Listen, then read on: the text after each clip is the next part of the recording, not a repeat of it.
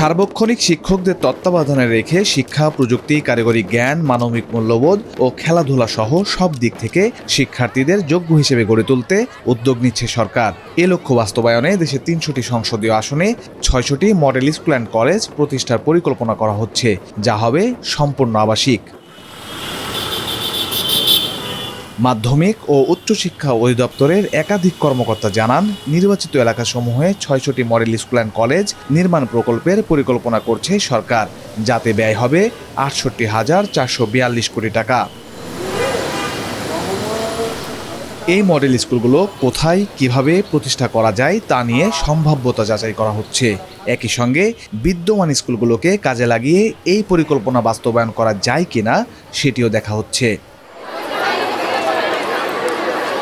মাওশির প্রস্তাব অনুযায়ী এ ধরনের প্রতিটি শিক্ষা প্রতিষ্ঠানের জন্য প্রয়োজন হবে প্রায় ৩ একর জমি, যেখানে থাকবে ১০ তলা বিশিষ্ট আধুনিক একাডেমিক ভবন এবং শিক্ষার্থীদের থাকার জন্য আবাসিক হোস্টেল। যুগের সাথে তাল মেলাতে প্রতিটি স্কুলে থাকবে অত্যাধুনিক কৃত্রিম বুদ্ধিমত্তা বা এআই ল্যাব।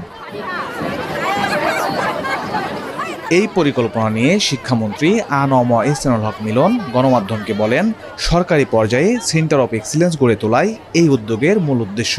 দেশের মেধাবী শিক্ষার্থীদের জন্য উচ্চমানের শিক্ষার পরিবেশ নিশ্চিত করতে এসব প্রতিষ্ঠান করার পরিকল্পনা নেওয়া হয়েছে।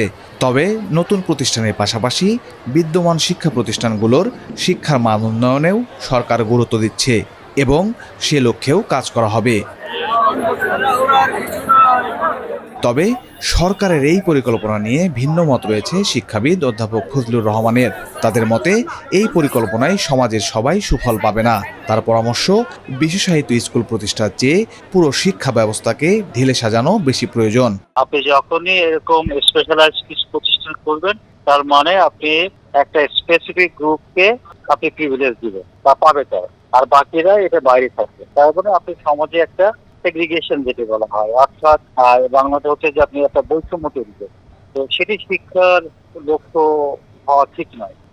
বরঞ্চ সমস্ত শিক্ষা ব্যবস্থাকে কিভাবে উন্নয়ন করা যায়, কারিকুলাম ডেভেলপমেন্ট থেকে শুরু করে টেক্সট বই রাইটিং, তারপরে হচ্ছে শিক্ষকদের প্রশিক্ষণ, শিক্ষকদের মানসম্মত জীবনযাপনের ব্যবস্থা করা, যাতে শিক্ষা, গুণগত শিক্ষা আমরা যেটা বলছি, শুধু ওই আপনার ওই সংখ্যাতাত্ত্বিক সংখ্যা বাড়িয়ে কথা বলছেন না, গুণগত শিক্ষা, তো সেটি সবার জন্য হওয়া দরকার।